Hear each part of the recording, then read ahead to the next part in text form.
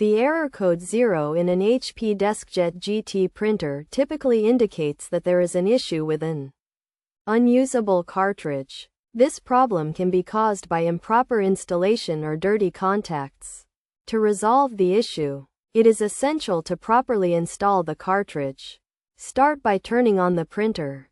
Then slide the cartridge access door open, which should allow easier access to the cartridges once the carriage is moved to the center of the printer. To replace a cartridge, gently press down on it and pull it out of its slot. Remove the new cartridge from its packaging, holding it so that the copper-colored connections face the printer and the label is facing upwards. Slide the new cartridge into its corresponding slot at a slight angle until it clicks into place. Then close the cartridge access door. Additionally, cleaning the cartridge contacts can help resolve the issue.